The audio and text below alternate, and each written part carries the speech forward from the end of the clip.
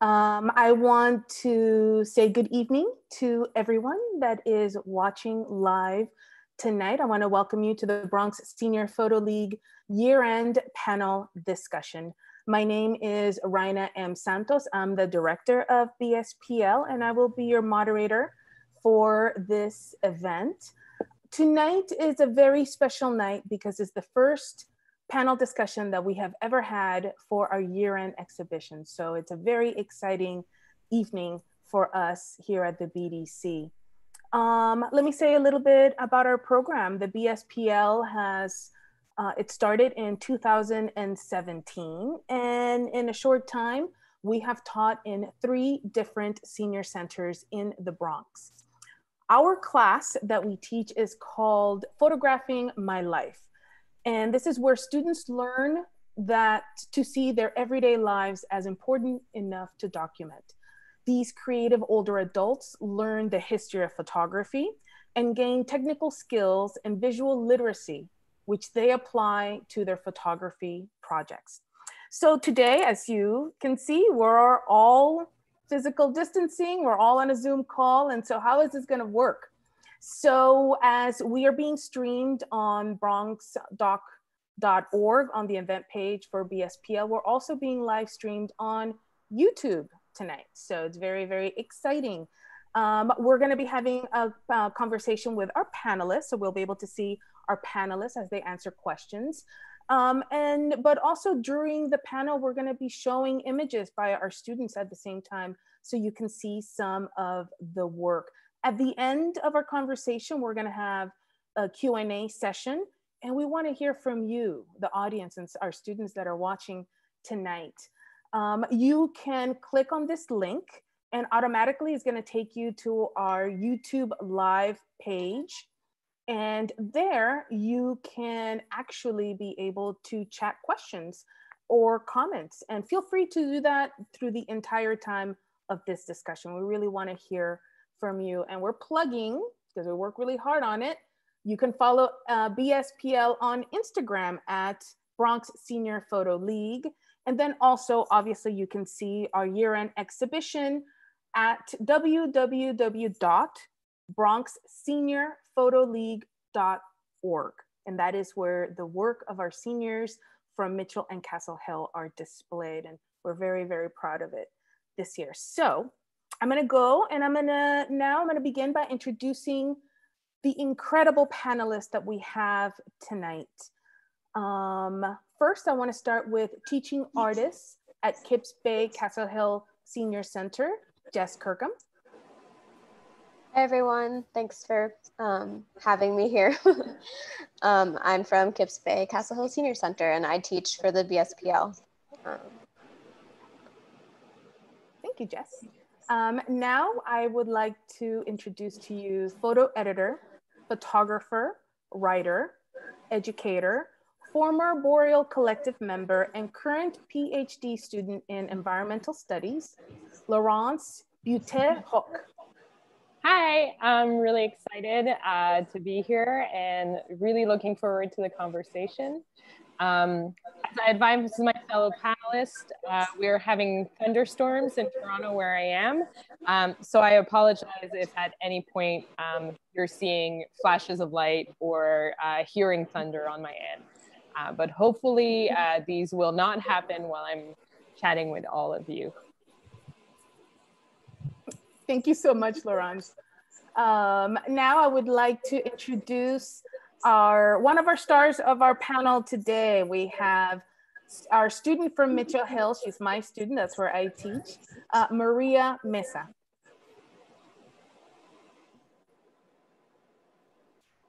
Maria, would you like to say hello? Oh, Maria. Good afternoon. Hello, you're frozen a little bit, but that's okay. But, ¿nos puedes ver? Oh, we lost Maria. We're gonna get her right back. And now I'd like to introduce Margaret Floyd. She is one of Jess's students from Kips Bay Castle Hill. Hello, Margaret. Hello, everyone. I'd be glad to be there. Thank you for coming. Thank you, Okay. thank you, thank you, Maria. Margaret, we also would like to welcome you tonight. Good evening, everyone. As Raina said, I'm from. Margaret, you're muted. I'm sorry. That's okay. Good evening, everyone. I've been at Castle Hill for 5 years. It's the third class I've taken with Jessica, great teacher. And thank you for inviting me. We're so happy to have you with us tonight. I would like to also introduce Gloria Patron. She's the director for Mitchell Senior Center in the South Bronx, and we're so happy to have you here with us tonight, Gloria. Hi, good evening, everyone. Nice to see you all. Can you hear me well? Perfectly. Thank you so much. Hello? Yes. Oh, okay. My name is Gloria Patron, and I'm a program director at Mitchell Senior Center. This is actually my third year with Bronx Documentary Center in the center supporting us. I'm very glad to be here.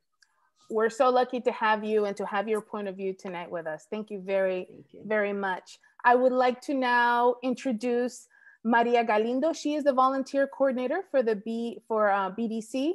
But tonight, she's really doing us a huge favor. She is going to be our translator. How are you, Maria? You're muted. You're muted. If you could take yourself off mute.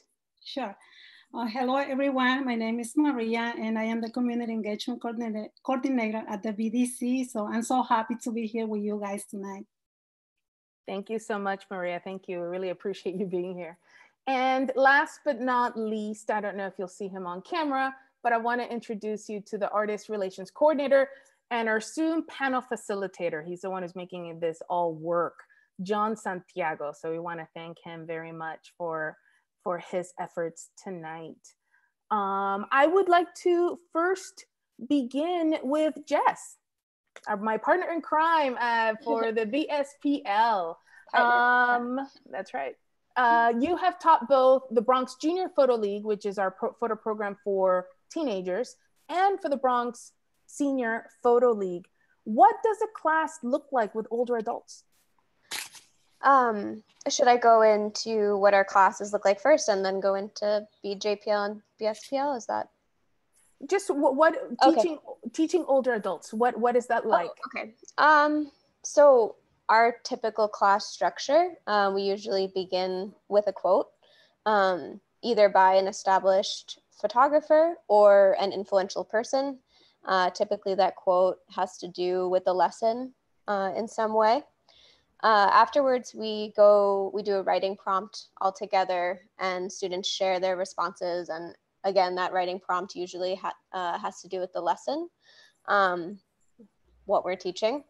And then we segue into the lessons, which focus on compositional elements, light, shadow, color, different genres of photography, such as still life, portraiture. And then we get a little deeper and delve into emotional, educational, and social content within photographs and how to interpret and understand them. I know, Raina, you started camera boot camp, but we teach the students how to use point and shoot cameras. And we discuss, each week how to use those cameras. And then we also, I feel like our students have become well-versed in photography vocabulary because a lot of them have been with us for a while. So now they've moved on to, project development and how to create a story through photography.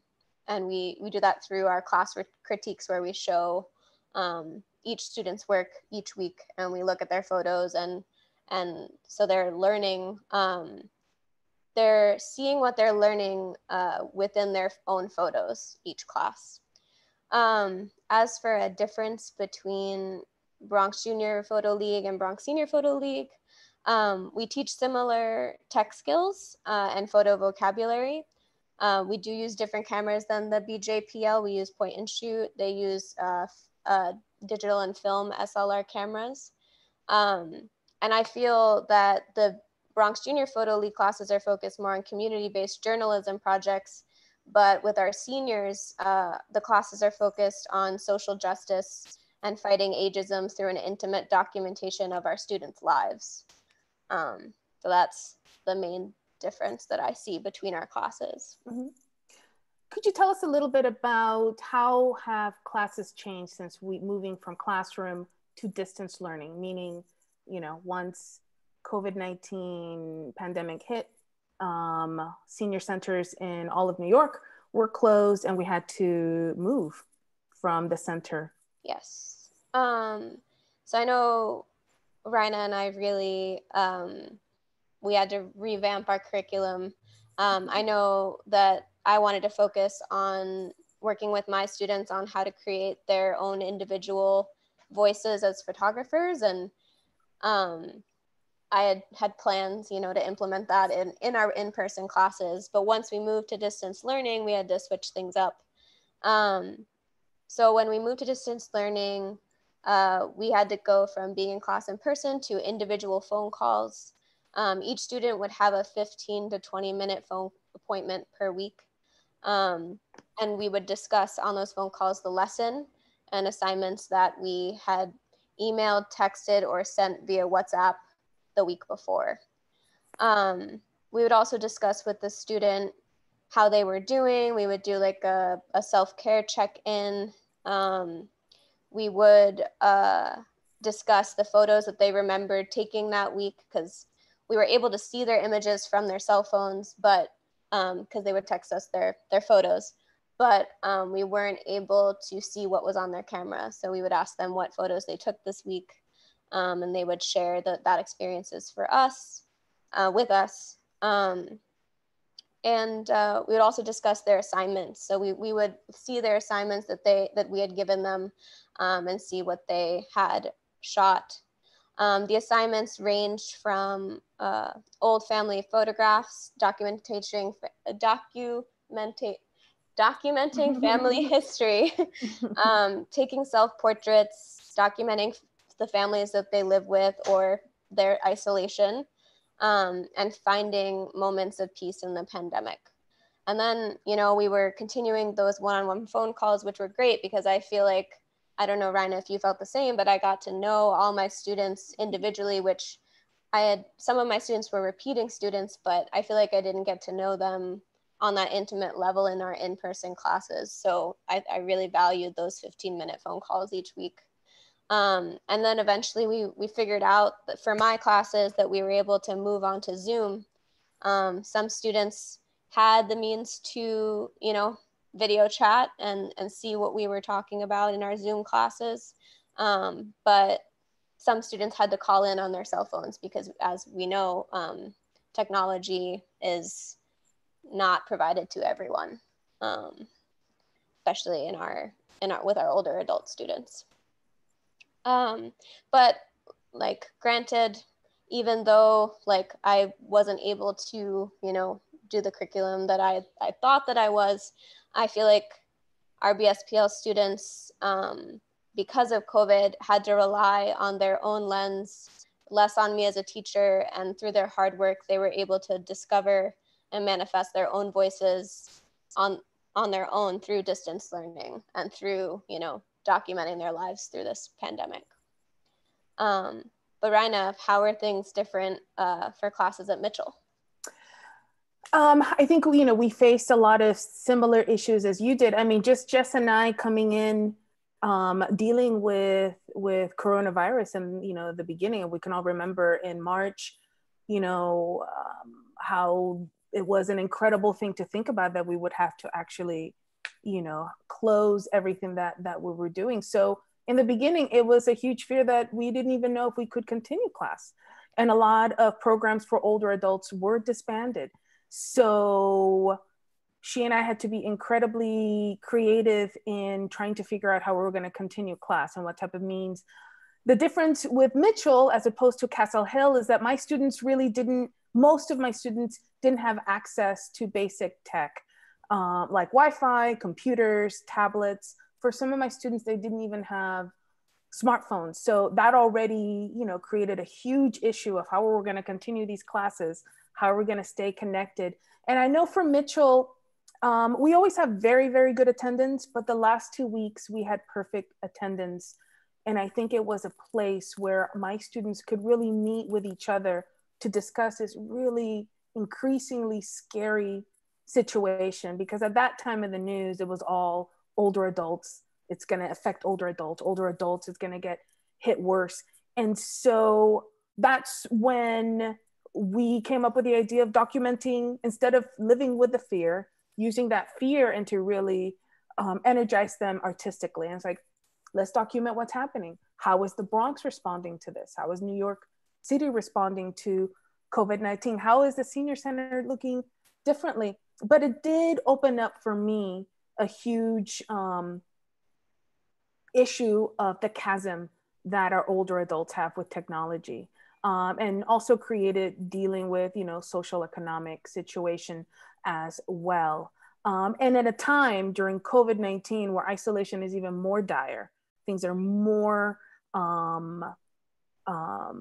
scary. Things are scarier now because of having to social distance and to isolate and shelter in place. We need technology more than ever. And one thing that I did find is that conversation isn't happening when it comes to older adults. And I really do challenge personally, the audience that's watching today, the family members and friends of all of our students. What is our personal responsibility when it comes to our older adults around us? Let's teach them how to use a smartphone, a computer, a tablet. It really isn't that complicated, and it has nothing to do with age. It has to do with time, and it has to do with care. And I think that that is what moved us, at least for Mitchell. I had to do phone appointments. I wish they were 15 minutes. Mine definitely were a lot longer than that. But like Jess, I did get to know my students in a completely different way than before, even in class when we're having such an intimate experience. And so I send my lesson plans that Jess and I would come up with, we would do every week, in whatever way that my students could receive them, text, WhatsApp. With 2 students, I was able to send email, but I know Jess and I would discuss this, that our classes were shifting from the art of photography to the self-care tips, especially in the first month and a half, when with these calls actually weren't just classes, but were wellness checks on our students to make sure that they were okay, that they had their meds, they had enough food, whatever they needed, we would try to provide. And in these self-care tips, we would do things like, how do you exercise at home? Meditation, time management, daily positive mantras, things like that, to get them through this really difficult time. But I am actually, very proud of Jess and the work that we were able to do. And we were able to do 13 weeks of these type of classes over the phone and through Zoom. So I'm thankful that we continue to have these classes, and you'll see how important the classes is, by looking at the work. But thank you so much, Jess, for sharing with us, and please, share as we continue on our conversation. So I would like to move to Maria Mesa, our student from Mitchell. Maria, would you unmute yourself, and Maria yourself as well? Thank you so much. So Maria, I'm going to ask you in English, and then Maria Galindo will ask you in Spanish. And if you can give her some breaks so she can for the answer, so the audience could keep up. Maria, I want to say you have lived such a remarkable life. In your home country of Nicaragua, you had a successful career as an attorney, as a law professor, author, and a mediator in Nicaragua's post-war land reform efforts. It's such a pleasure to have you in class and for you to share our photos with us, when we met. Can you please share with us, how did you find out about photography class at Mitchell, and why did you want to study photography? Bien, buenas tardes. Este es mi segundo año de clases de fotografía. Y bueno, ¿cómo llegué a Mitchell? ¿Y por qué estudiar fotografía? Bueno, la estrella en esta historia es Carmen Adorno. Es a quien conocí aproximadamente 3 años en Hans Community Center, donde imparto clases de español. Ella me comentó, pues era mi estudiante en esos días, la existencia de Mitchell Senior Center. Me habló de las distintas actividades que ahí se podían realizar, entre otras las clases de fotografía. Pues ella estaba empezando su primer curso de fotografía y me pidió un permiso para tomar fotos del grupo de estudiantes. Me dio una tarjeta de nuestra querida Gloria Patron, su directora, a quien agradezco me haya acogido en esa casa tan maravillosa.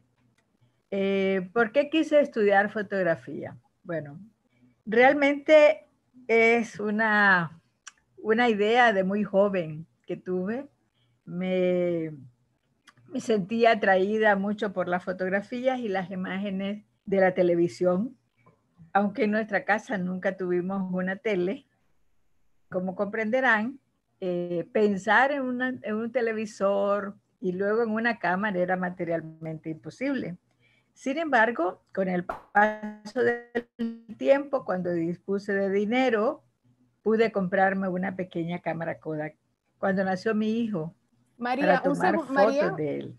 María Mesa, un segundito, vamos a dejar a María Galindo Sí, para poder bien, traducir algo. de acuerdo. Okay, so I wanted to begin with this.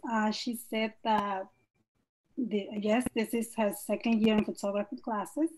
She found out this program through the star of the story, who is Carmen Adorno, who she met approximately 3 years ago at Hans Community Center, where she was teaching Spanish. So she told her about Mitchell Senior Center and the different activities that they were offering over there, including the photography classes. She invited her and gave her a business card of the director of the center, Miss Gloria Patron. She also said that she always wanted to study photography since she was young. So she was very attracted to photograph and television images, even though that she didn't have a TV at home. And it was impossible for her to get a camera until her son was born. She decided to spend some money on a small camera, Kodak camera actually, and she started to take pictures of his son, his first steps and his development. Thank you so much. María Mesa, puedes continuar, por favor. Gracias. Bien. Pues sí, también tuve oportunidad de tomar mis primeras fotografías a mi familia, a mi abuela materna, a mi madre, mi padre, mis hermanas y hermanos. Realmente, al llegar a esta gran ciudad, Nueva York, es que he tenido el privilegio de realizar mi sueño.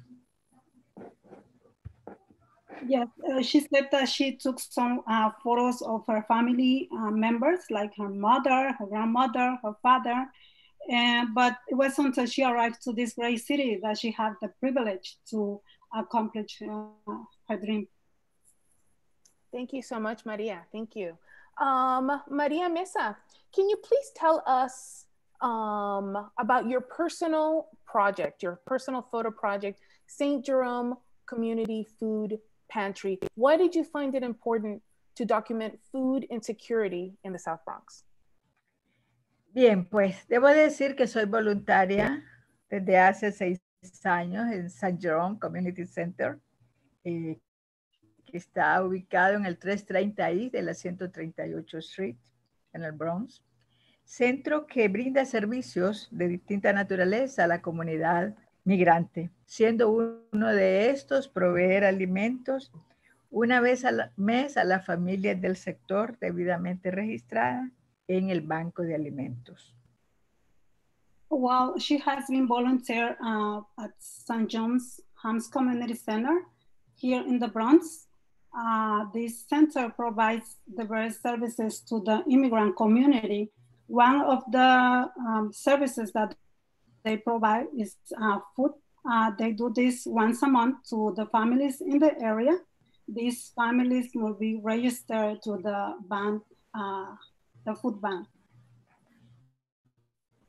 It's we also wanted to discuss with the audience that for the students at Mitchell, all of their personal projects, they were just beginning their personal projects. They were going to finish them in the springtime, but of course, due to COVID-19, we're unable to, but we were able to at least, you know, show parts of their project, which they really put their hearts into. Maria, things changed dramatically after COVID-19 pandemic. You documented your experience on your cell phone. You did many things to keep busy during this time, like teaching classes and making masks.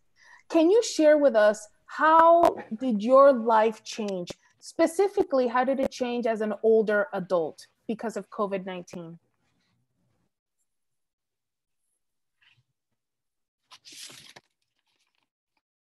Señora María.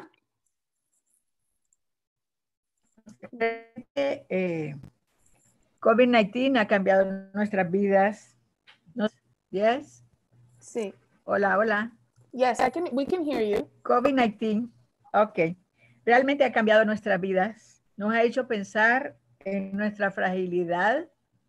Nos ha obligado a vernos hacia adentro. Han salido a flote nuestros miedos, nuestros anhelos, nuestros pendientes y muchas cosas más. María. En lo personal, mi vida se ha modificado, mis horas de sueño, de preparación y consumo de alimentos, nuevas formas de comunicación con mi familia y amistades, más tiempo para leer que me gusta, oportunidad para ampliar mis conocimientos, el uso de la tecnología y de las plataformas, impartir clases en línea a mis estudiantes, tomar clases de fotografía a distancia, participar en charlas, seminarios y conferencias locales e internacionales en línea, así como una mejor organización para elaboración de artes manuales, pues soy aficionada al handcraft. Y por otro lado, iniciarme en la preparación de panes y galletas, que nunca lo había hecho. Okay, so COVID-19 has really changed her life. Now she makes, I want to talk for her, okay? So it made her think about how fragile she is. It made her look inside of her, she thinks on fears and desires and pendings and many other things. Some of the changes of her life are the modifications in the sleep schedules, food preparation, the new ways of communications, and how to communicate with friends and families. She has more time to read now. She spent college in technology and platforms.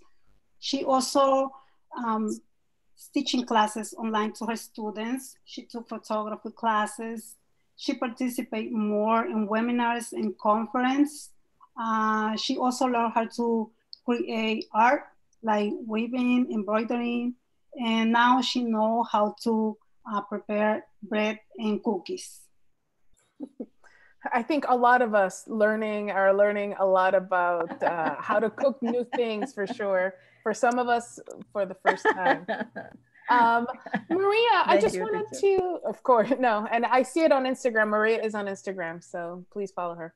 How did continuing to be part of the BSPL class help you cope during COVID-19?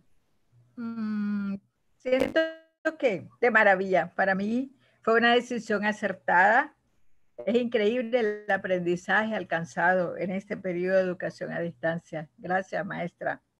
La temática fue muy variada e interesante, pues empezamos fotografiando el interior de nuestras casas Después continuamos con las luces y las sombras. Posteriormente con la importancia de los alimentos. Realmente ha sido un extraordinario recorrido. Seguidamente un día en la vida y la escritura de subtítulos. Y fotografiamos la familia y la historia familiar. Luego nuestros momentos de paz, los que nos permiten relajarnos. Más tarde nos dedicamos a la naturaleza muerta y nuestro autorretrato. Seguidamente, un día en la vida y la escritura de subtítulos. Y casi llegando al final del periodo, nos dedicamos a la declaración del artista escribiendo su historia. Realmente ha sido toda una revelación para mí este curso a distancia de fotografía. Gracias, maestra. No, muchas gracias, María. María Galindo. Yeah, it was a wise decision. She learning how to achieve, she learning how to take photos, and the achievement is incredible. It was very interesting. She said that they started to photograph the inside of their houses. The project start with the beauty of my home. They continue with the lights and shadows. They photograph their family members and the history of their families, and also the moments of peace. They learn how to write captions, and they also learn how to write an artist statement. And she said, thank you to you, teacher, for helping her and teach her so well. No, de nada, Maria. You know, it's a pleasure for me and Jess to be able to be part of our students' lives. But thank you so much. At this time, I want to remind our audience members, please go to the YouTube live page and you can chat there any questions or comments that you have. We would love to hear from you when the Q&A section starts. But please feel free to add any questions or comments there so we can have an opportunity to answer them. I would like to now introduce Margaret Floyd from Castle Hill. You are an incredibly accomplished woman, Margaret. You attended PACE for undergrad, then received an MBA from Columbia University. You worked in the banking industry and then moved to NYCHA, where you retired as an assistant manager of Castle Hill Houses. You have been part of BSPL for 3 semesters. Can you tell us why were you interested in taking a class about photography? Well, for me, I'm all about continuous learning. And when they told us there was going to be a photography class, I said, this is something different. This is something new that I can learn, because I enjoyed looking at pictures, but I never thought about becoming a photographer. And so I took the class, and Jessica explaining how to take pictures, and we saw the work of different photographers. It just makes you want to learn how to take that photo that when people see it, they go, wow, that's a great photo. And so I'm like, I want to be able to do that. Did the first semester, enrolled in the second semester, enrolled in the third semester. And like the others, we were going to start a personal project, but we never really decided what it was going to be and get to what that was. But what we were learning about how to take the pictures was fantastic. It's, so you were talking about how for all the classes at Mitchell and Castle Hill, our personal projects were interrupted due to COVID-19. And for your project during the pandemic called What Will Tomorrow Be Like? Your images are incredibly intimate. Can you share with us, how was it making this work? Well, initially it wasn't easy because we had to take pictures of our immediate surroundings. And I started out taking pictures of food that wasn't there on the shelves and closed due to COVID signs. And I realized everyone was taking those kinds of pictures. And then we were actually told to not just shelter in place, but to stay inside our homes. I didn't think I'd be able to do the weekly assignments, but the assignments made me think a little differently about my home and how to photograph from different angles and different objects in different lighting. And I started thinking about, what if this new normal is going to be the normal? You know, what if this today is going to be our tomorrow? And hence, that's why I entitled it, What Will Tomorrow Be Like? Because I was always thinking about what's going to happen tomorrow. We're just looking, the audience is now looking at some of your work, some of your beautiful images. Can you tell us, why do you think this type of work, especially done by older adults during COVID-19, is important? I think it's important to show that in spite of looking at the deserted streets and the forced isolation and the constant reminders of being alone, that it doesn't have to translate into being a lonely person. I mean, just because you're alone, you don't have to be lonely. That's why every morning I would get up, take a shower, get dressed, eat at the table, always find something new and different to do. I mean, I'm fortunate enough to have technology in my home. As a matter of fact, I am learning Spanish through one of the free apps on the internet. And so it's just important to get up and not feel lonely. I think that's a great point, you know, that you make about doing, you know, taking it upon yourself to do specific things to keep yourself busy, you know. And you just mentioned how lucky you are as one of someone that has access to technology. For your community members, you're the community members at Castle Hill, what are some of the challenges that you have seen older adults facing during COVID-19? Well, I know that before the centers were closed down, what I did every Wednesday at the senior center, every Wednesday morning, I had an open door and I would teach the seniors or tutor them and how to use their phone or a tablet or a laptop. They would bring them in and I would just sit with them, because senior to senior, I was more patient than their children. Because when they would ask their kids, you know, how do they do this? They just take it and say, let me show you, but they didn't really show them. And I would take the time to show them. So I think the biggest obstacle for a lot of the older Americans, or older citizens, is the overwhelming use of technology today. Whether it's the telemedicine or paying your bill online, no matter what you do today, you have to do it online. And some of them are struggling to do that. I know the other thing, I know especially for me, is that you get up and you're like, where am I going? What am I doing today? You can't do that. You can't go have lunch with a friend. You can't go visit family. They can't come visit you. So all of these obstacles are what we're facing. But, you know, overall, me, I'm a bit stoic, I know it. The things I can't control, I don't let worry me. I don't get frustrated about it. But as I said, I think tomorrow there is hope. We'll get through it, you know, and I tell people now, if you want to call me, ask me how do I do this on the phone or whatever, we can do it. That's so magnificent, Margaret. I really do encourage our audience to read all of our students' artist statements. One thing that we can really see is how incredibly wise and positive our older adults are. And it's incredible to read the advice that you guys give, and also how to handle, you know, situations as dire as the one that we are all facing right now.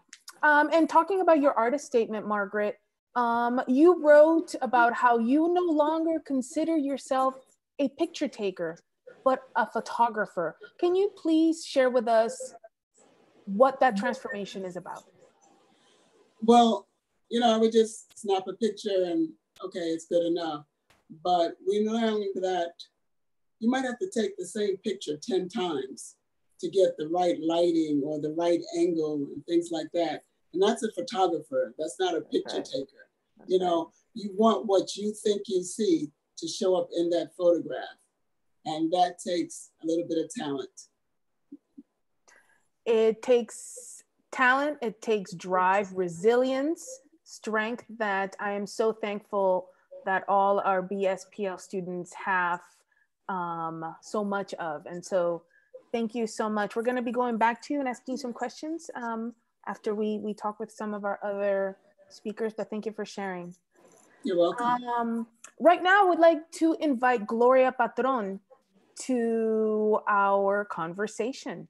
Gloria, can you tell us a little bit about Mitchell Senior Center and what are some of the things that you do there? And if you could unmute yourself, there you go, thank you. Yes. Yes, hi, again, in short, Mitchell Senior Center, as I mentioned before, I'm the program director, and that center is sponsored by East House Settlement and founded by the Department for the Aging. As a program director, I have the responsibility of follow up the activities we performed in the center, as well as every event that we provide to the seniors, members of the center. On site, we have a variety of activities. We have multi-service, including social services, including recreation and educational activities. We also have education on nutrition. And of course, we have arts like photography class and arts and craft and so on. Excellent, excellent. Could you tell us a little bit about how was photography class received at Mitchell when we first started the BSPL? Well, 3 years ago, when I first started with the photography class at the center, it was for me a surprise because I didn't know a program like that can be performed at the center. Seniors were somehow jealous at the first because not everyone was excited of the photography, and they were kind of afraid of learning photography. Later on, when the classes started and they see the seniors participating and sharing their experience with the teacher, they got excited and they got very involved in the center with the photography classes. They were very excited to take the classes and the community and share the community their experience taking the photography classes. I do have to share one thing with Mitchell. I knew that we were a success when we had more students come to our class than to bingo. And that was a huge win for BSPL, because if anyone has ever been to a senior center, bingo completely rules that environment. So once we had more students, we were like, okay, I think this is really, it's really, really working. Why do you feel, Gloria, that art programs are important for older adults at these type of centers? Well, I think art program in a senior center is very important just because older adults need to develop their creation. They need to spend their time on doing something productive for them. They need to feel important. They need to feel their time busy doing something that other people cannot appreciate.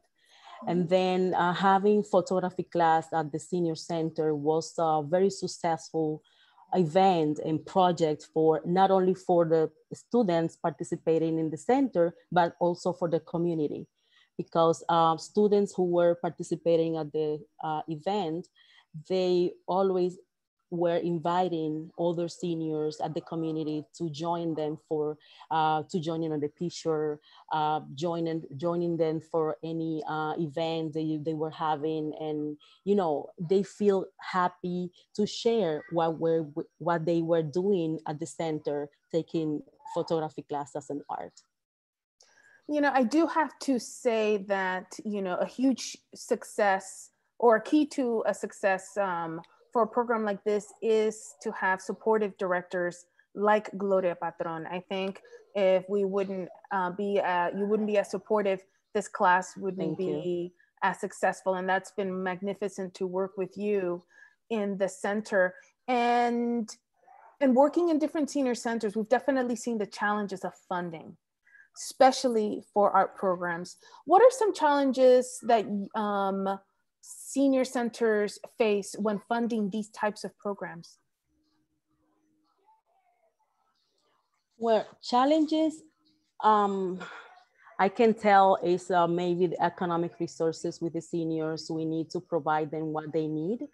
And it's kind of difficult for us when, you know, it's a nonprofit organization and we need to create activity to fundraise and support the activity for our seniors. Right now, we have the challenging, for example, the challenging of not everyone have the access to computers or technology devices to connect to internet, or not everyone have the access to food. So we need to find resources to support the center to provide those needs to our seniors. No, and I think, you know, I do have to praise how you run the Mitchell Senior Center, and also how quickly Mitchell Center responded to the COVID-19 pandemic with information for their community members, and also with materials and with food. And are you continuing to distribute food even when the center is closed?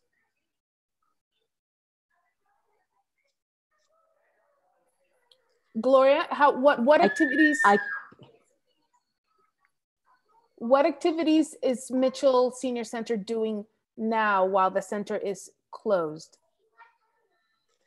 Oh, yes. Right now the center is closed for the pandemic, but we continue to providing our members, we continue to assess their needs. We contacting them via telephone calls. We try to contact them via Zoom for conference meeting, or also via Facebook, all of the social media possible that we can reach them just to meet their needs.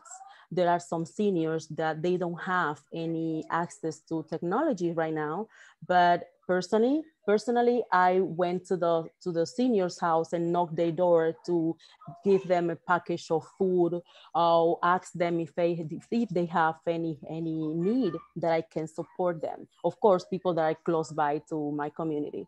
And we just knock doors for asking for support to provide our community. You know, we have a team. We are a group of people that are working very hard to face this difficult time to help our older adults community, which they are very in need. They need very much, they need help. They definitely need help. And we are there to support them. And, you know, and that's, you know, I think it's important for our audience to understand, you know, the level of services that a lot of these senior centers provide, not just a place for them to hang out or be together, but actual food, services, social services, and obviously these art classes that really become really important in the lives of our students. But thank you so much, Gloria, for being able to join us today and answer some of our questions. It's very important, as you know, dealing with art, for artists to have strong relationships with the directors and staff from the senior center. So I thank you so much for being here today. My pleasure. Again, I would like to remind our audience members, please, you can go to the YouTube page chat section and be able to add some questions there. We're already having a few questions coming in, so I'm very excited for that. But please feel free to add any more questions if you would like. And now I would like to switch gears to talk with Laurence. I want to welcome Laurence to the conversation. And we're going to talk a little bit about the student work, the photo work. Laurence, can you tell us a little bit about your career in photography? Yeah, absolutely. I have had the opportunity to be on many sides of the photo industry. So I've worked as both a photographer, but also photo editor for magazines. I write about photography specifically for a lot of publication. And I'm also an educator, both kind of at a university level here in Toronto, but also in terms of workshop. For a really long time, I was part of the Boreal Collective, which had the mandate to foster community, partly by holding photo workshops and panels such as this one. And this is how we met. Yes.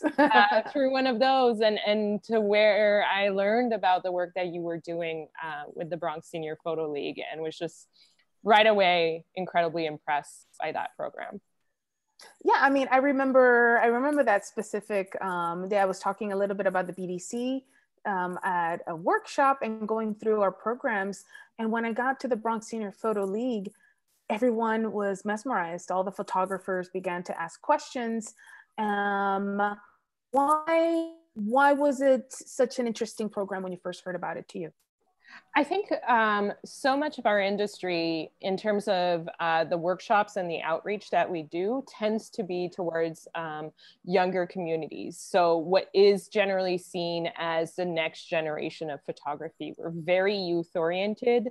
You know, we have the 20 under 20s, the 25s under 25s, a lot of contests and scholarships that are aimed at younger folks, which are necessary and great, but then that obscures an entire like demographic that's incredibly important, that has a lot to say just for the richness of the experience that they've had, which oftentimes, you know, the young folks probably, you know, haven't gone through the same amount of experiences. And so I think seeing that there was some programs that, you know, had thought about this and catered to that demographic was great.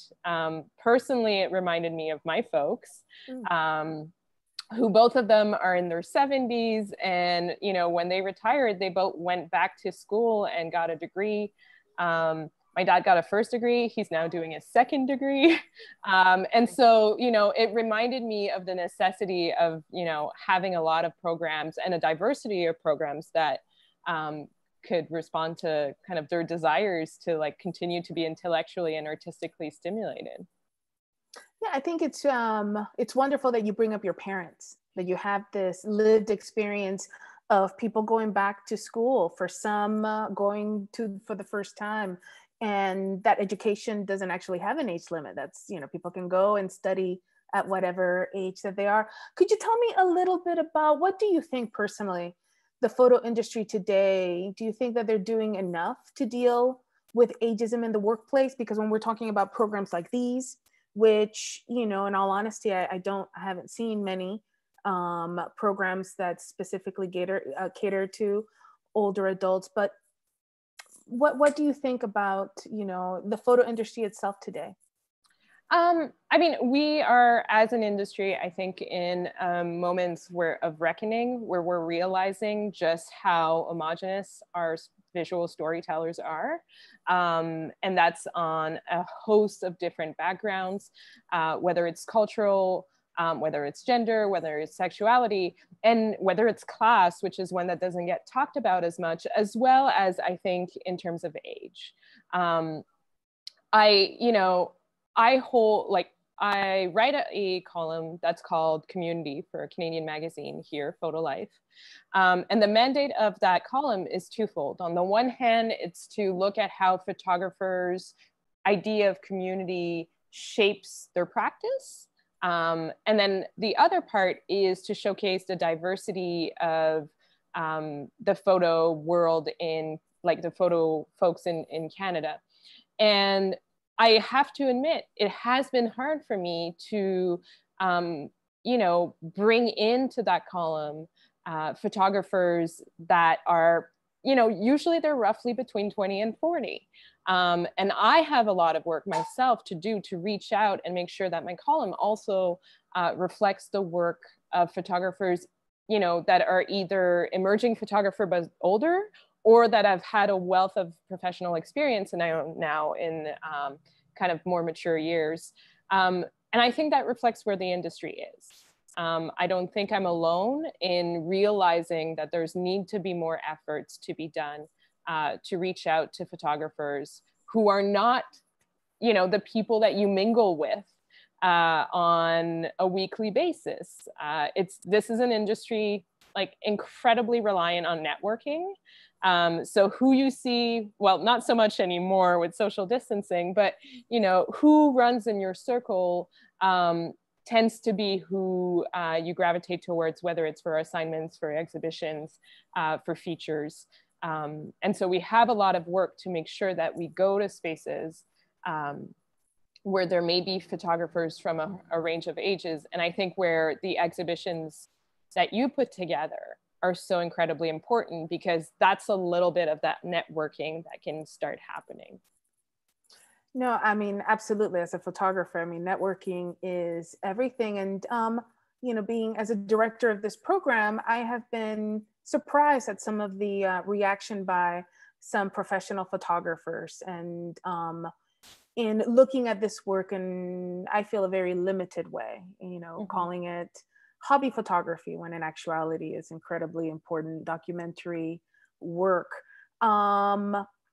We've also had some issues with some art institutions, and when it comes to not reaching out to this older population. Part of the Bronx Senior Photo League is that we take field trips and we go to different art institutions throughout the city. What do you think is the responsibility of these type of art organizations in reaching out to the older adult population?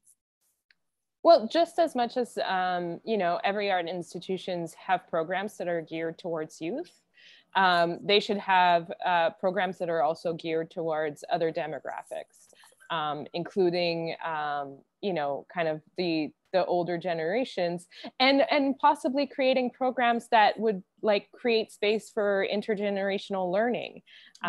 There's a lot of opportunity that's being lost in just catering to one group. And, you know, I think also if you're thinking about who has time, I don't see why, you know, even if we're talking in a more like cost effective, you know, capitalist market way, it makes sense to include people that, you know, have the time, have the desire, have the energy to go and see, you know, work and relate to it in ways that, you know, I might not relate to it because I might not have lived through the same experiences. No, absolutely. I think definitely working with older adults that are there because they want to, again, saying no to bingo and being at photo class, you can tell they're, you know, they're very, very invested. I wanted to ask you how, after looking at some of this work, how do these images, these types of images contradict what we see in mass media? Yeah, and I was thinking a lot about that in relation to obviously COVID-19 and the current pandemic that we're in, because so much of the media has focused on the particular challenges that older communities face. In Canada, like in the US, I think there has been, it's hit the senior centers, the old folks home, the kind of like the long-term care facilities particularly hard. And a lot of the media is obviously focused on those stories, which are incredibly important. But I think at the same time, what I loved seeing in the work of the student was this, you know, constant sense of agency and of autonomy in their self-care routine, in their own health, and in the health of their communities. So much of those images, you know, are looking at, you know, the medicine or how they're taking care of themselves, you know, in terms of the food that they consume, taking care of their communities through mask making or like distributing masks, and to really realize, okay, these are like, you know, full of life, autonomous adults that are participating actively in this community, in this moment, and not just as the media tends to present it to us, as people who are receiving our help. And I thought that's a very important thing. I think we need today, especially if we're gonna, you know, start, you know, discussing ageism, is to understand, you know, the abilities the contributions of you know, older generations.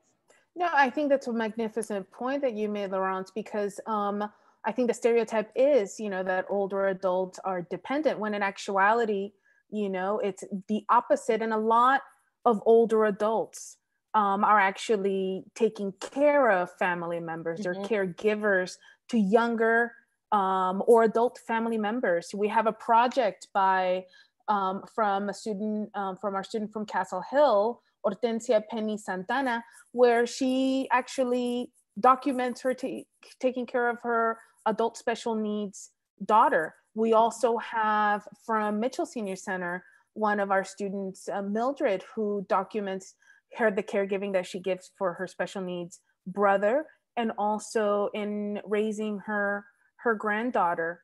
We have many grandparents taking care of grandchildren, and a lot of this work is unpaid. And I think when people are unpaid, it's you know, it's not as important, you know. So I think it's very important to talk about the level of independence that these older adults are actually exercising every single day. So I think that's a really wonderful point.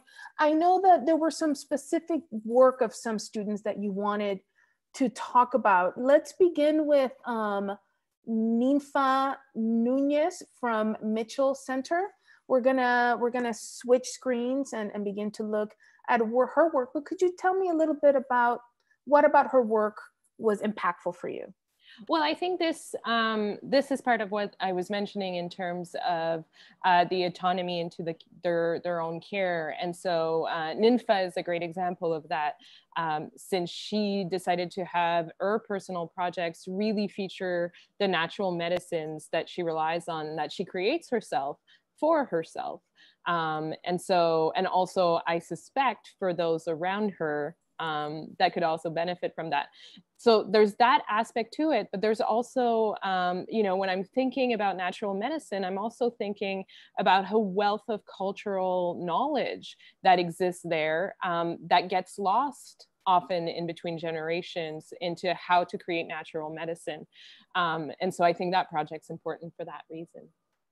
No, absolutely. She was very excited to come up with this idea for her natural health, and something that if we can continue to scroll down to her COVID project, she photographed, this is the beginning of her COVID work for the Mitchell seniors. Their COVID work is at the bottom. Then we see her use her natural medicines knowledge in trying to keep herself and her family healthy during COVID-19. Yeah. And so we have, she did such a beautiful job on documenting her and also her son, who is an essential worker in New York City. And this is a beautiful portrait of him, his new outfit, getting ready for work, mask and gloves. And then if we keep scrolling down, during the protests for George Floyd, he was one of the people that was accosted by the police, even though having documentation of being an essential worker, and it not being taken into consideration. And these are injuries that he received during that altercation. And I thought, she called me right away and told me that she documented. And I thought it was wonderful for her to make that connection of this being a very important event and really documenting what happened. She also made a video too, which you'll see at the end of her page, on how to put on gloves correctly. And she posted that on Facebook. And again, older adults helping each other and helping the community and staying safe. And so I think that's a wonderful, wonderful thing. This is her first year in photo class. You also wanted to talk about the work of our wonderful speaker tonight, Margaret Floyd from Castle Hill 2. And could you please tell us, how did this work communicate? What did this work communicate to you? Yeah, I think it's also important, you know, when we're talking about a lot of organizations or industries seeing this work as hobby photography, I think what was important was to also highlight some of the more, I think, kind of what we usually think of highbrow aesthetic choices that photographers make. And I saw some of those choices very deliberately being taken upon by many different photographers, not just Margaret. But what I loved with Margaret's work was this ability to find ways to visually evoke some of the feelings that she was going through on different days. Particularly, there's this pictures of her collection of clocks. Yes. Which speaks to, in her caption, both her, kind of habit of always being on time, but also, she speaks to how a lot of them have stopped and how that relates to kind of, different feelings about aging.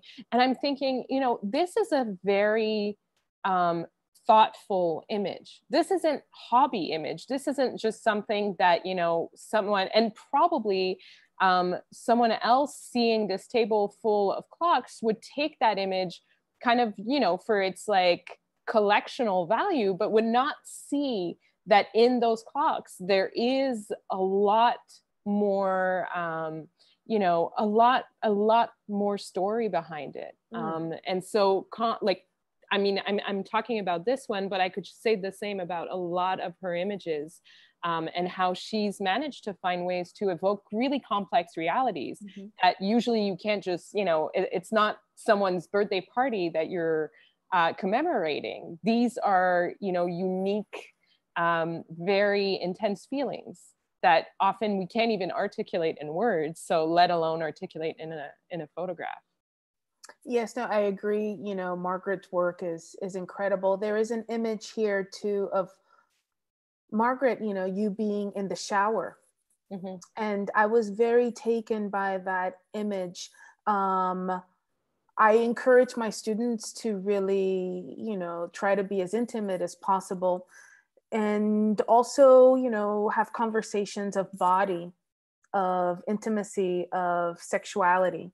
And I think when I first saw this image, and I love that the images come with captions and you can really see what the artist was thinking. Could you tell us, Margaret, a little bit about this image for us and what inspired you to take this photo, please? Sure. Well, like I said, every morning I would get up, shower, and get dressed. And many of my friends were saying, why are you getting fully dressed every day when you're not even leaving the house? You're not going anywhere, you're not doing anything. And I said, for me, it makes me feel good. I get up, I shower, I eat, I get fully dressed, the whole 9 yards every day. And so I was taking a shower that day and I said, you know what? I'm going to do this because Jessica taught us how to do the delay on the camera. And that's why I took the picture. Get up, shower, get dressed. It's a magnificent photo. And I think it really invokes a lot of ideas that people actually won't connect with older adults. But thank you so much, Margaret. You're welcome. Laurence, you also wanted to talk about the work of Gloria Tyler. And could you talk to us a little bit about what about her work affected you? Yeah, so another kind of aesthetic means that a lot of photographers use, and that I'm seeing in some of the students' works, is the use of typology. So Gloria isn't the only one in doing so. I think, you had Elena Parciet also, who had, who photographed her kitchen decorations and her recipes in a very strict kind of format, which is often something that photographers do. And what I liked about Gloria and her images of her window is that it was taking this idea of really owning in on one particular theme, in this case, the window, but not just creating the same image over and over at different times of day, but sometimes looking out the window, sometimes looking in the window, sometimes looking really just at the window. And I thought, this is actually something that I haven't seen a lot of my colleagues do, which is, you know, start from something that would be a typology and then expand much beyond that to create kind of like this 360 view of that one object, in this case, the window. No, absolutely. And I think so many of our students did such a magnificent job in continuing to photograph the same space. And so you spoke about Teresa Guzman, that there was some aspects about her work that you wanted to share with us today. Yeah, so this was also another good example of typologies. There's a moment a little bit lower in her COVID reporting where you see her and the different masks that she wears every day. So this was also, again, an example of this use of typology that also, you know, came to show, you know, her presence in her community in the everyday world. And, you know, loving that, like, you know, matching your mask to your what you're wearing, but also, you know, showing that autonomy and this ability to, you know, go outside and care for yourself, exercise, you know, and take those health recommendations in, like, really to heart. Similarly, showing, like, you know, what we're seeing now, the images of connecting with family members and friends. I think that's really important to kind of combat the stereotypes of older folks not knowing how to work technologies. I think those are all very important, and that's, you know, some aspect of the work that spoke to me when I looked at that. Yes, a lot of our students, obviously, you know, the COVID work was done on cell phone, not on their cameras, because we, you know, most of us didn't have access to their cameras. But I really did love being able to our older adults would send us photos all the time, and I would be receiving photos during the day, at night, and it was very exciting to see how they were connecting with their homework and with their work, and the times that they would be working, and these students were working all the time. And so let's finish off with Elena Farciet. You began to talk. Yep. I think there's a certain level of happiness that, you know, and of I mean, those repetition. those kitchen, my changing kitchen, I mean, it's ever like that is everything, because I mean, this is a level of work that's not just in the image, but it's in the performance that's being set in front of the image. And obviously she's not doing it solely for the photographic act. This is actually the surroundings and how she decorates her home, but to acknowledge the uniqueness of these decors, to create images that respect the same kind of rules every single time. And I think in those images, you can also see there are really different times of the year, because it's related to, so you have Christmas, you have New Year's Eve, and then you have isolation, yet they still respect, like, it's almost as if she put an X on the floor to know exactly where to be to take the same image.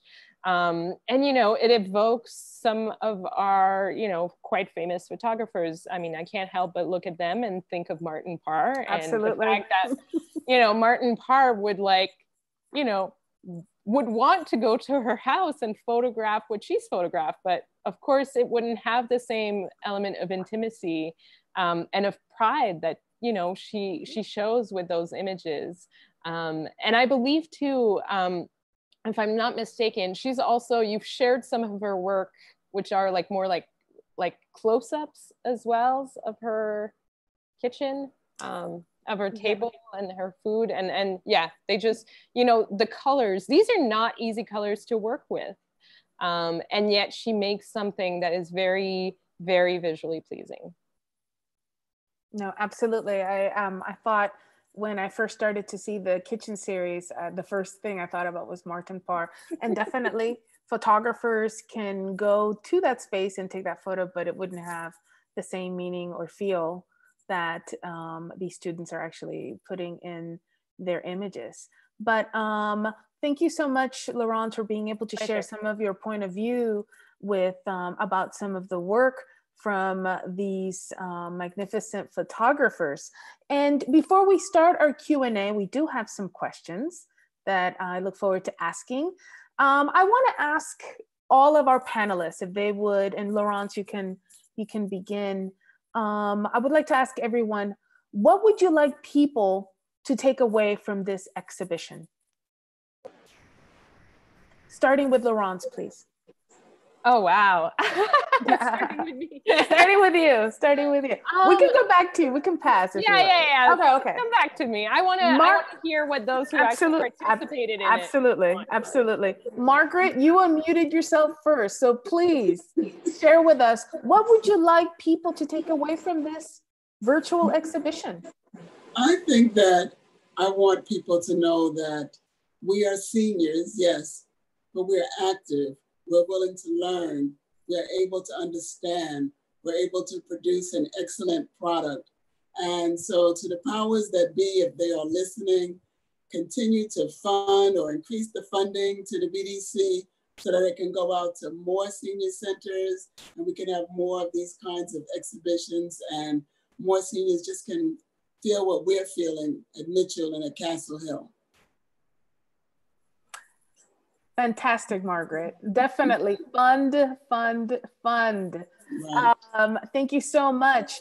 Maria Mesa, what would you like people to take away from this exhibition?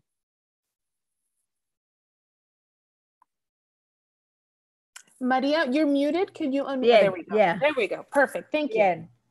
you. Primero,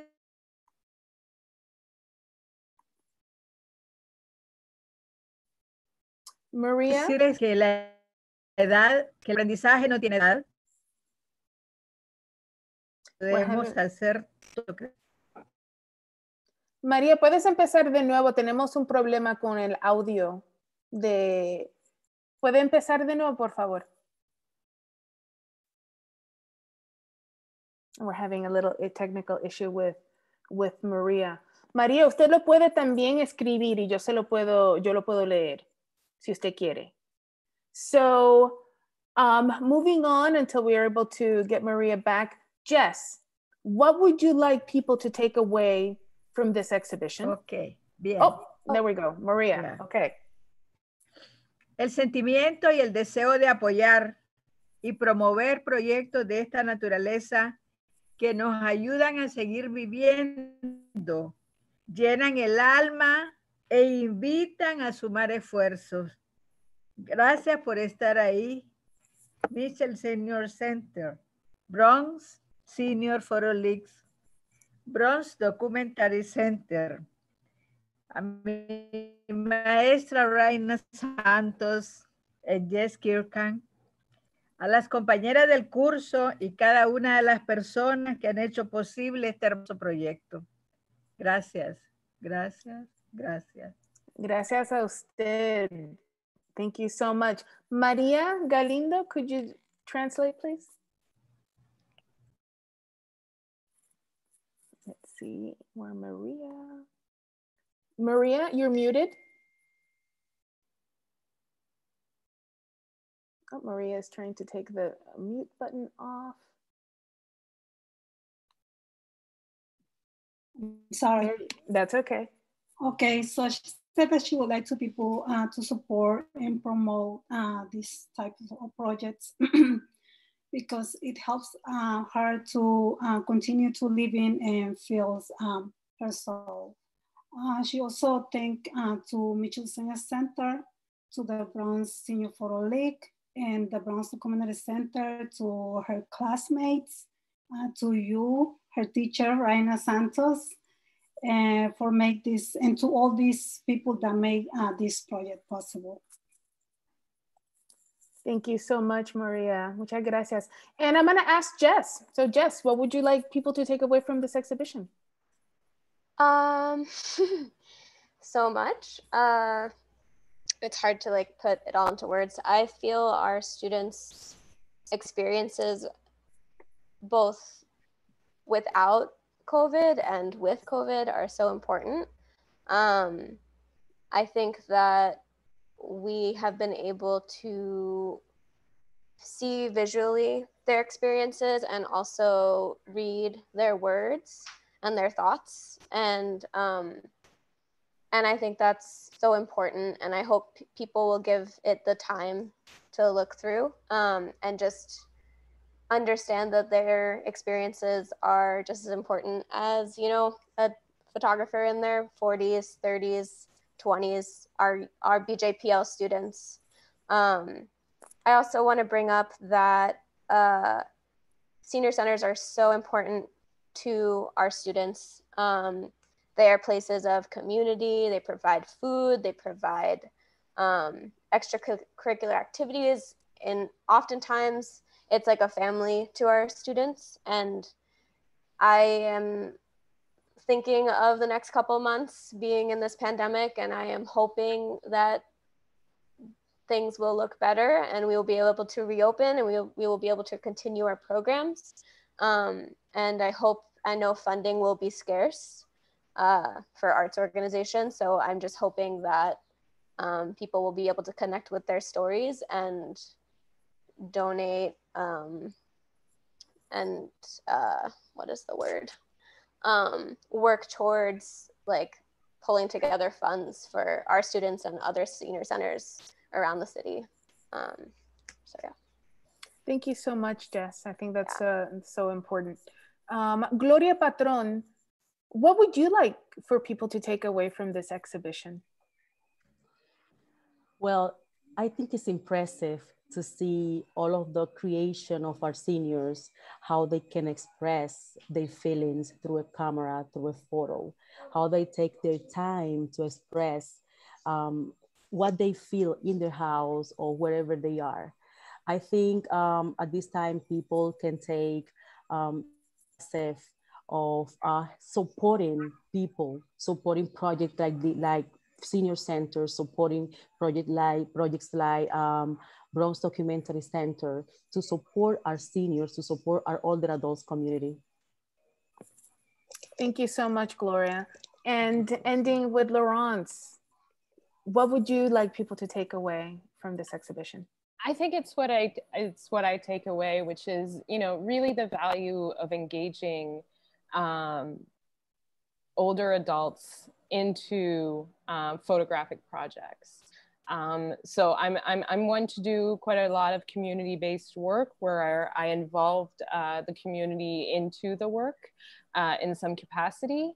And so often those projects are, you know, they're geared towards a younger generation, often children, teenagers, and I would really love to see more of those community-based work be done either with, you know, older adults or be done intergenerationally.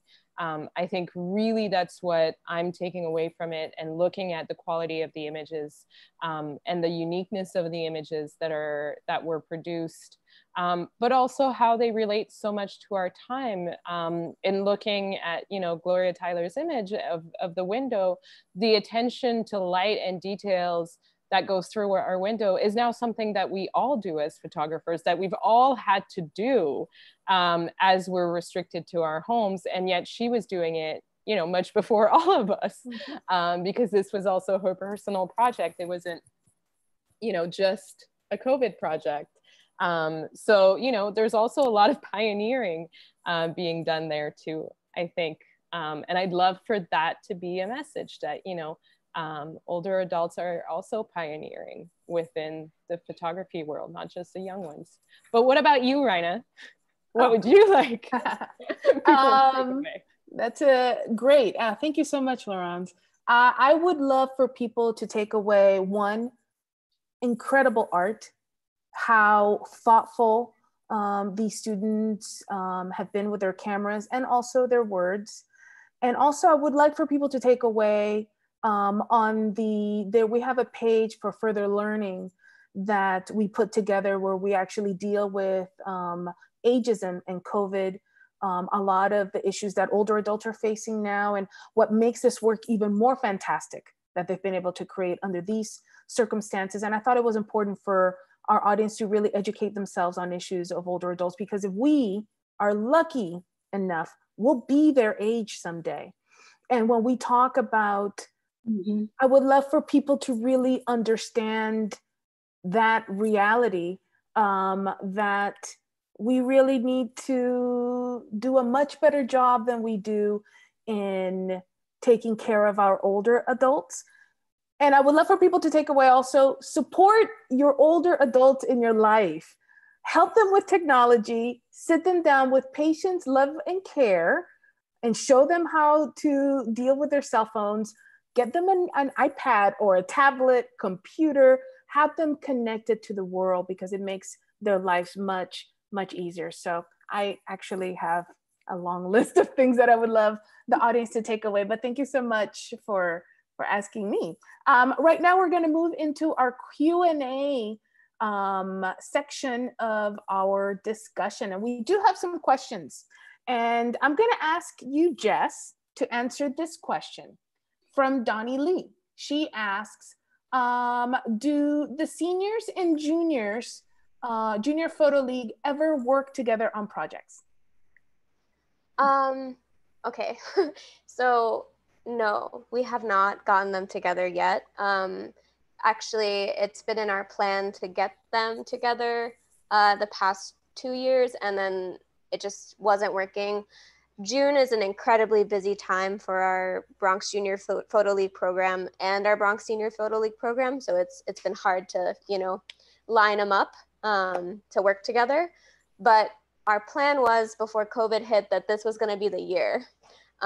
Even I think in John and my BJPL class, we had discussed doing like an oral history project for our newspaper project, where some of our senior students would be interviewed by our high school students. And unfortunately, that was not able to happen because COVID came in as soon as we were working on our newspaper project. But hopefully that will be for the future. Actually, there is a series, I don't know the name of the student, but actually one of Kamal's students, middle school students, I think MS1, did a project where he interviewed the seniors that live in the building that his father is a superintendent for. So that is one connection that's been made, which was really important for me to see, and hopefully we can connect our students in the future. Yes, and I think, you know, the more this type of work is seen seriously, the more these projects can really come together. So Gloria Patron, this question is for you from Katie. She asked, Gloria, is there any advice you'd give to someone who wishes to be a better advocate for an older person in their life?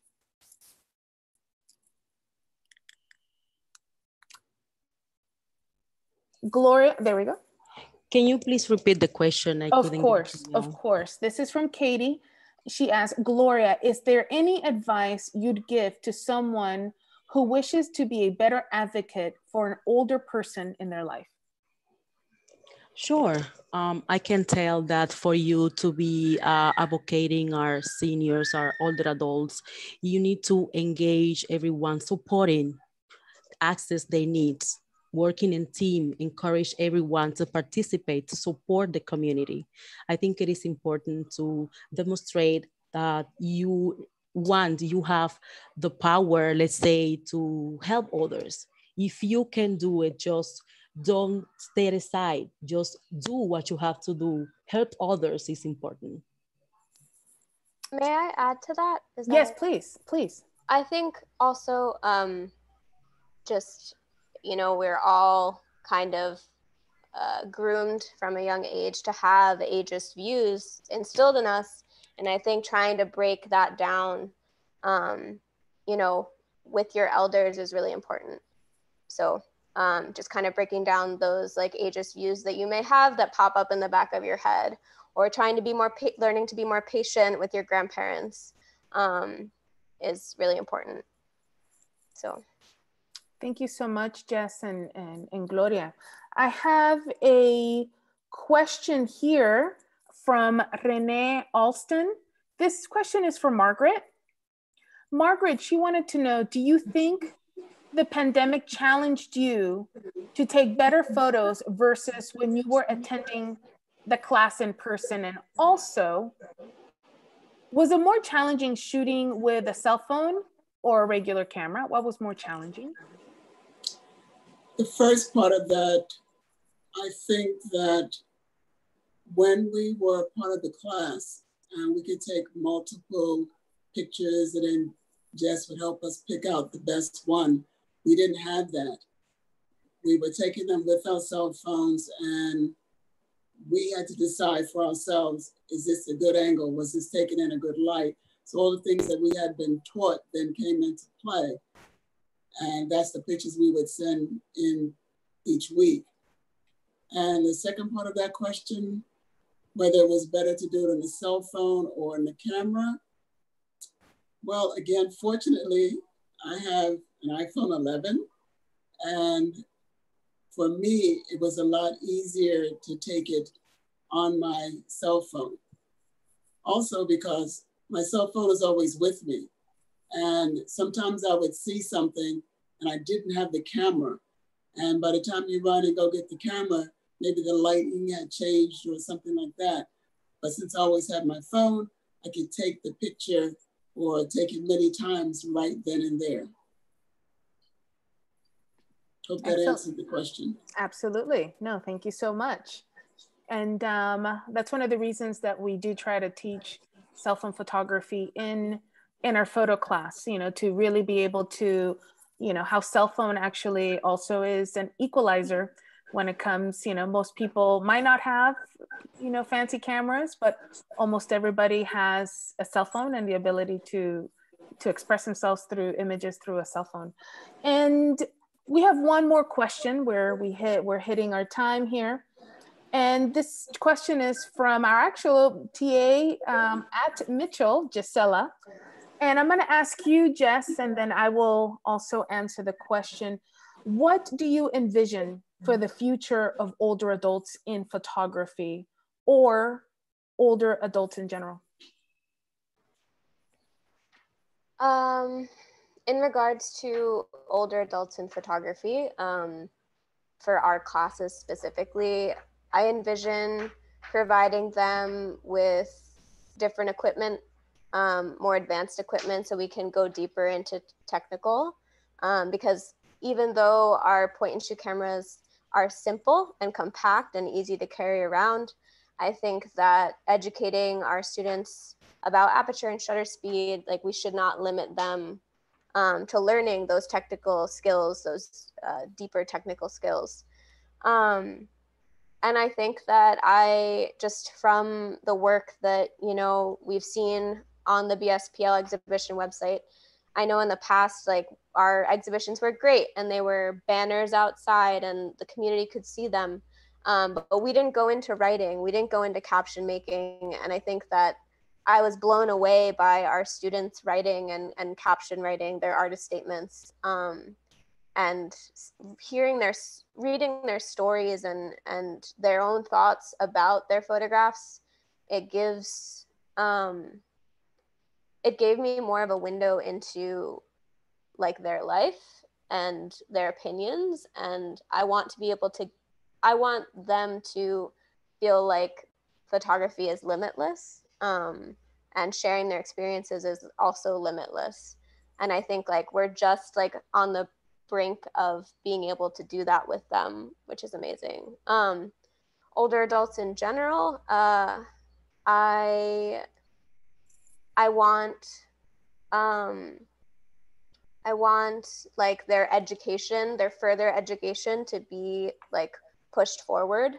I think the assumption, you know, that like you stop learning at a certain point it's not true and it's not constructive. And I just want to keep pushing learning, education, and care for our older adults, no matter what their needs are, in our community forward. I don't want like their needs to be like lost but also their accomplishments. Their accomplishments shouldn't get lost. So yeah, that's me. Thank you, Jess. I think for me, what I envision for older adults in general is that we actually begin to respect this older generation more. We have seen, and you'll see the further education page on the Bronx Senior Photoleague.org website, that, you know, we've had politicians go on television and talk about how older adults should be expendable during COVID-19, as if that is actually an acceptable thing to say about people of a certain age. I think it's important for us I want to envision a time in the future where we actually elevate older adults and not underestimate what they can do. Like Jess said, and Laurent also, being able to push education for people regardless of age, and to actually take their interests seriously.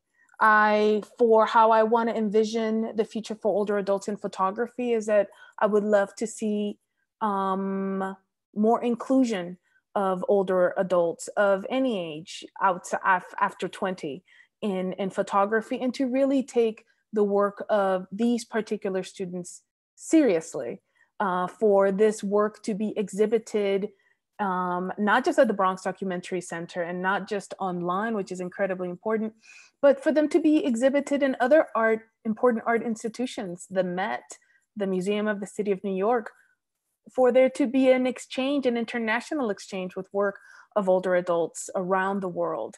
And I think that what I do see is this very exciting new phase of being able to really look at this art form in a much elevated way. And it starts with our class, and it starts with panel discussions like these, and with websites like the Bronx Senior Photo League. So I am hopeful, because we can actually make a huge change if we do some evaluation of ourselves and our own age's views. And I think that we can do that, and we should meet that challenge.